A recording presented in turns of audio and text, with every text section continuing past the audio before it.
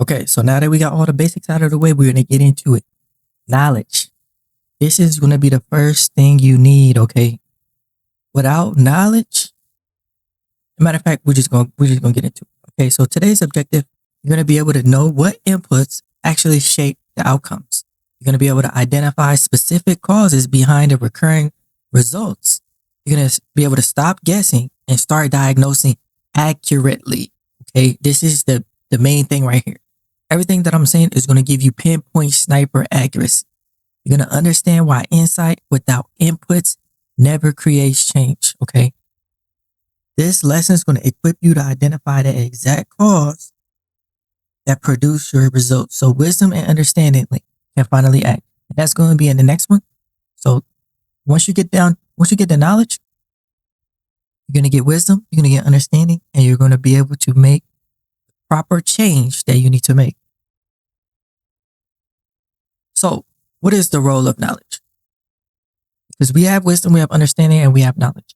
Now, most people know what knowledge is. Knowledge is knowing something, okay?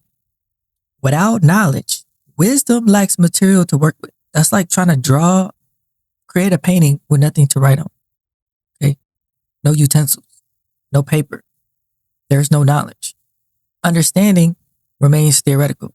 So basically, you can understand how something works, but if you don't have the tangibles, okay, the knowledge, the tangibles, the who, what, when, where, why, and how, then it's just theoretical. It's just you understand something. Okay, cool. What are you going to do with it? All right. So knowledge doesn't decide or explain, it supplies. It's going to be the supplier. Okay. It's your foundational level right here. As you can see, it's the foundational level. It's going to supply the information first and foremost. So supply your information first and foremost. Okay. So let's define, what does the word knowledge even mean? So the standard definition, if you look on Google, the dictionary, wherever, it's going to tell you facts, information, and awareness acquired through observation or experience. Okay. So basically, knowledge identifies what's happening and what causes it in the present now. Okay. Now listen, you gotta understand this.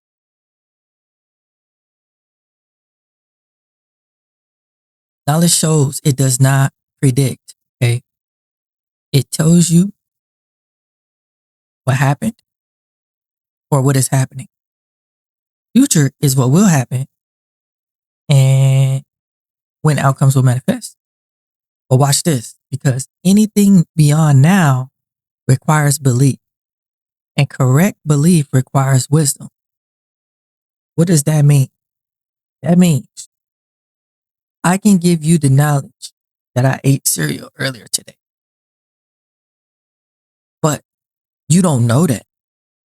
You only know what I told you. The only way for you to know, to absolutely 100% know that I ate breakfast this morning, was for you to have been there in the present. You understand? And even that is limited. Because watch this. In order for you to know something, it requires the presence. Outside of that, that's belief.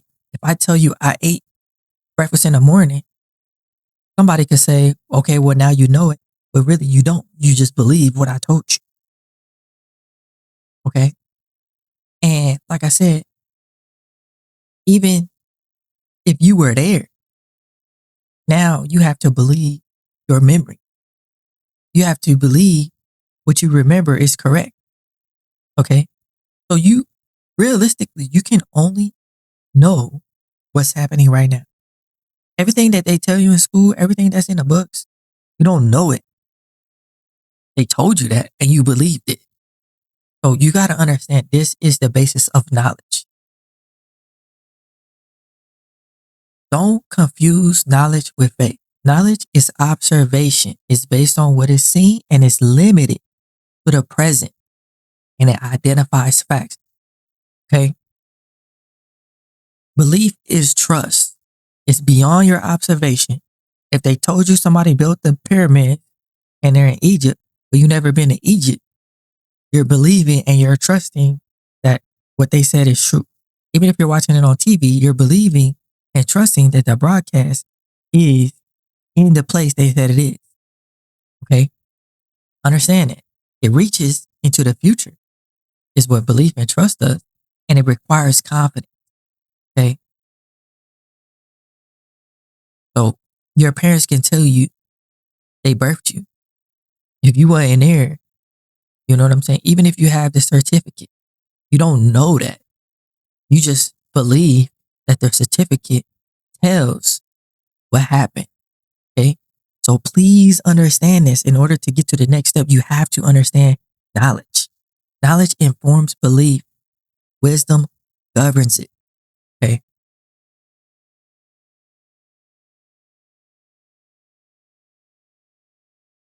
Incorrect belief, the misuse of knowledge, my bad. Incorrect belief misuses knowledge, produce false confidence. So if you have knowledge of something, but that something is false, for example, your parents told you they birthed you, they gave you the certificate. You didn't know, spoiler alert, the certificate was fake. So you had a belief and you had an incorrect belief, which gave you a false confidence. You had a confidence that you was somebody's kid when you really wasn't. You out here lying left and right and you don't even know. This is one small example to get you to understand knowledge requires the present. Knowledge and belief are not the same. You could say you know something. If you wasn't there, if it's not happening right now, you don't know it. It's that simple. Okay. So it might be hard for you to understand, but it's basic. This is how it works. And once we get to understanding and wisdom, then you'll be able to apply the knowledge of right now. Okay. Because inputs are always going to shape your outputs. Okay? There's going to be thoughts, habits, environments, conversations, media, schedule, everything that's getting inputted. Okay. Into your cranium, into your retinas, into your audible, okay, your ears. If you change the inputs, the system has to respond. The fact that you're watching this video right now shows that the inputs coming into you is going to have a certain benefit. Okay. If you are scrolling TikTok all day, every day, what kind of output do you expect to have? Versus if you're in college and you learn it, or if you're learning about how to better your life or do stocks or whatever. If you're constantly inputting something to make you better versus constantly scrolling on something that is useless, what kind of output do you expect to have? If you're studying to be a doctor all day, every day, and your only input is stuff that has to do with doctor and doctorisms, what kind of output you think you're going to have? It's not rocket science. So let's talk about surface level knowledge. Okay. Because most people, they only see the symptom. Most people don't look deep enough to see what's actually happening. And symptoms change, they shift, and they distract. The reality is the cause. That's what you want to pay attention to. Because if you don't pay attention to the cause, they will repeat, they will persist, and they will drive the scenario. Treating symptoms does create relief, but addressing causes creates a freedom. Okay. Anybody can attest to this. If you scraped your knee, if you, matter of fact, let's go to the extreme. If you get shot, okay, you get shot by a freaking 5.56, freaking, or freaking 9mm, huge round, right? And now you're bleeding. You're bleeding out. You're literally bleeding. Now the bullet didn't go all the way through. It's still in there. So you go, you know what? I'm gonna take a Band-Aid. Hole's only that big. Band-Aid is big enough to cover it. Covered it. And let's say I temporarily stopped the bleeding. I put a bandage. The bullet's still in there. The bullet's still in there. The bullet is what caused the blood to come out. And you didn't address it. So now you see it all the time in movies. People get shot, then they trying to run around. You know, action movies, they trying to save the day, but they still got the wound there because they never addressed it. Guess what? Now they're dripping blood. You thought you fixed it, and it came right back. Okay. Simple examples help you understand. Don't just look at the symptoms. Look at the causes. Please look at the causes. We're going to tell you how to know the difference. Okay. Also, knowledge can backfire. People don't understand. If you have too much knowledge without understanding, without wisdom, it's going to fuel pride. Too much information will overwhelm, and data can be weaponized against yourself. Knowledge increases responsibility, but not power. So if I tell you something and now you have the knowledge, you can no longer have an excuse, right? If I tell you, look both ways before you cross the street, or you're going to get hit by a car, now you have the responsibility to not get hit because I just told you. And so now if you go out there and you don't look both ways, even though I told you, you know you're supposed to look both ways, and boom, you get hit by a car, you didn't have the power to stop the car, but it was your responsibility to not get hit. Okay? You got to understand. If you have too much information, it's going to overwhelm you. As a human being, you can only remember so many things at once. Okay? So sometimes it's not beneficial for you to try to get so much knowledge if you're not putting in the application. Okay? You can have all the knowledge and not do anything, and it don't do nothing for you. Okay? Also, it can fuel pride. You see a lot of people that are consider themselves intellectuals, consider themselves book smart, but they don't know left from right. You understand? You don't want to be that type of person. You don't want to be the person that is freaking studying about science, but don't even know how to freaking keep your bank account out of the negative. You understand what I'm saying? Like, you know all these things about freaking biology, about all these different facts of history, but you can't even fix your car and get to work on time. You know what I'm saying? Like basic stuff. So, but there's people out there, they have all this knowledge, right? You have an IQ test, a high IQ test, but you can't help nobody that need help. Okay? So, when does knowledge weaponize itself against you? Knowledge will weaponize itself against you when knowledge tells you you can't do this thing because it's known to have a low probability of success. Okay? Or you can't run a race because you're not fast. You might not be fast, but if you listen to knowledge, because let's say if your knowledge is limited, you're not fast now. Yes, that's true. You listen to that and don't run, you will never get faster. But if you ignore that knowledge that you're not fast and you run anyway, you don't know what can happen. Things could go in your favor. You could win a race and you would get better. You understand? So don't allow knowledge to weaponize itself against you. Too much knowledge can be a bad thing and it can backfire. Okay? So how is it going to work? Because what you're going to want to do, you're going to start with knowledge. Okay? Knowledge is easy. Everybody can gain knowledge. Babies gain knowledge as soon as they come out. If you're living and breathing right now in the present, you're gaining knowledge. So now you have the supply data. Okay. After you get the knowledge, you're going to get the understanding and you're going to use the wisdom. Okay. Remove any layer and the system fails. So we're going to get into understanding in the next lesson. But now that you can see the full stack from the beginning, you understand why power alone fails. Well, actually, once we get to the next one, you're going to understand why power alone fails. You're going to understand how systems function. And you're going to understand what inputs drives what outcomes, which we were just talking about. Freedom is not accidental, it's engineered. Okay. So The freedom that I had, the success that I had, is not by mistake. Okay.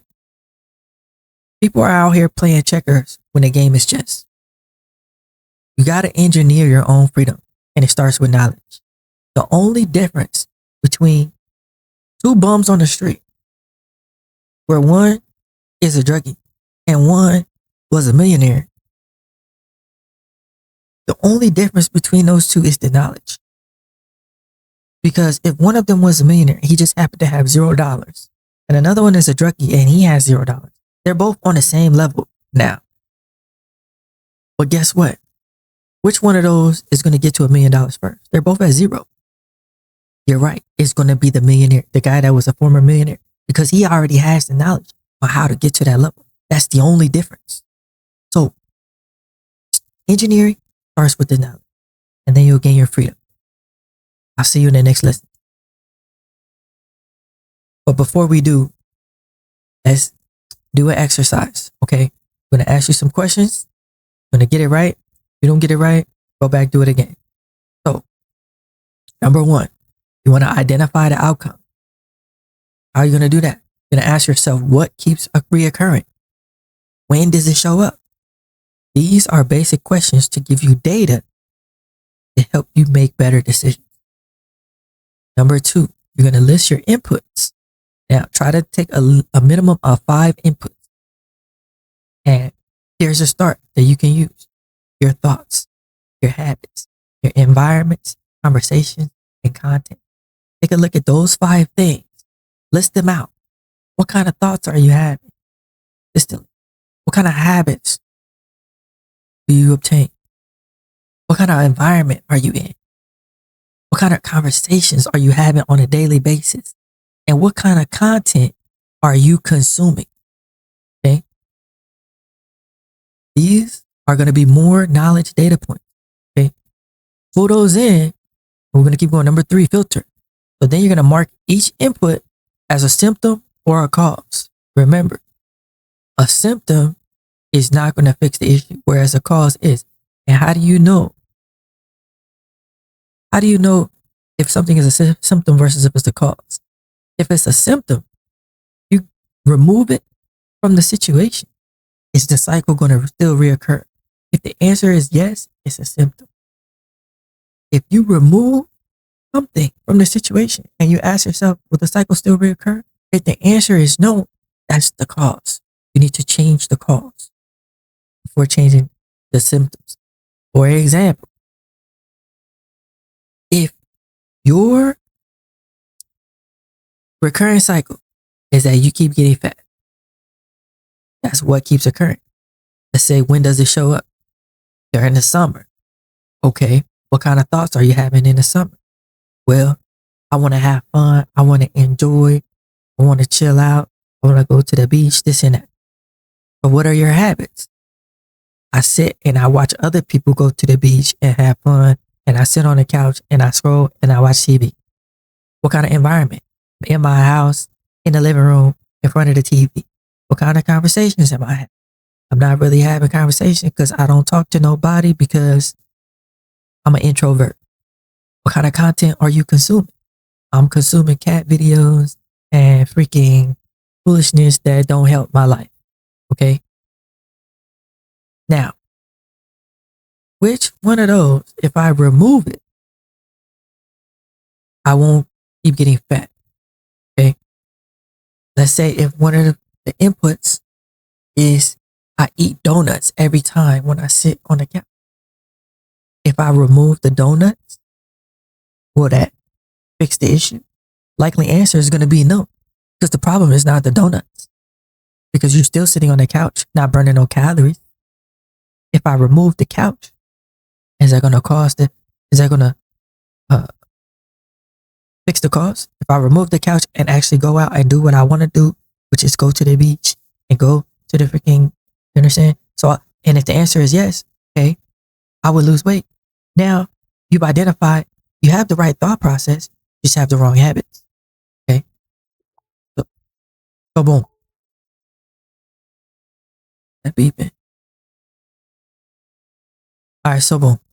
And then number 4, you're going to identify the primary cause, because you might have more than one cause. circuit one input that if removed would disrupt the system. You're going to have the reflection on which input you have underestimated the most and why, right? So you might not have realized that you was even that your thought process was a good thought process, right? And you might have underestimated that because all you had to do was take note of your thoughts and then you're able to act. Or maybe the couch, you removed the couch, so now you can't sit down no more. And that actually helped. You steal your couch, right? Now you're losing weight. And just write down whichever one you underestimated the most, okay, and why. And then this is going to get you to the closer to having lasting freedom. We'll see you in the next lesson.